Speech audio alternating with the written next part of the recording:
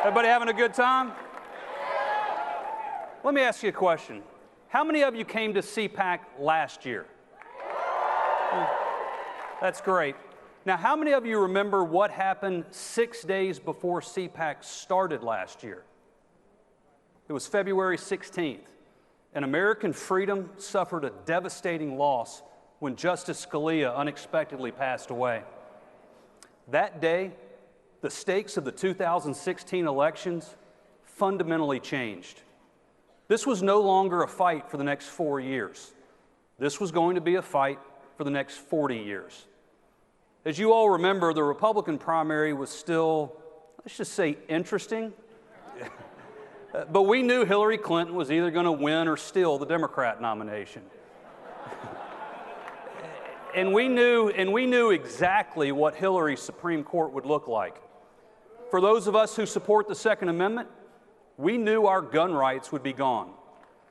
Our right to keep and bear arms survived the Supreme Court by just one vote, and he had just passed away. Think about that. The court said we have a right to keep a gun in our homes to protect ourselves if, God forbid, some criminal breaks in and wants to murder us.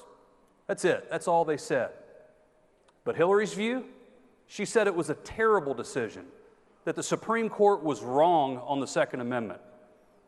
So we decided that freedom could not afford for us to wait. The NRA hasn't backed down from a fight in 146 years, and we sure as hell weren't scared of Hillary Clinton.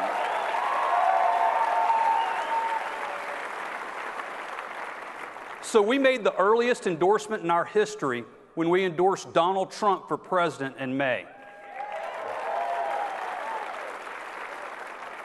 You're happy now, but let me tell you, it was a lonely summer. We were criticized, we were ridiculed by the mainstream media, and you know what? We didn't care, and we didn't flinch. We spent more human resources and more financial resources than ever before. We were going door to door and running TV ads when no other group in America was fighting, because NRA members knew the soul of our country was at stake. It wasn't an easy ride, but there were moments last year when you knew we could win. When Hillary turned her back on law enforcement, you knew Americans across this country weren't with her. When she embraced an open borders philosophy that favored sanctuary cities over the rule of law, you knew in your heart it was wrong. And when she said you were all deplorable, and even worse, irredeemable, you thought maybe this time we the people would fight back. And Donald Trump did just that.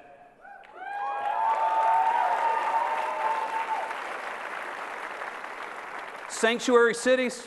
No thanks, I'll take a wall.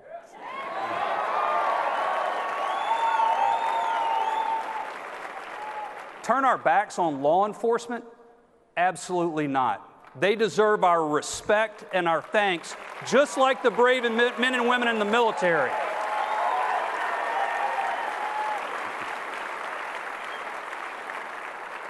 And while CNN serenaded Hillary Clinton, Donald Trump's fingers got to talking on Twitter. But for all the moments when you felt like we had a chance, you know what that moment was for me? When I knew we could win? The moment Donald Trump picked Mike Pence to serve as his running mate.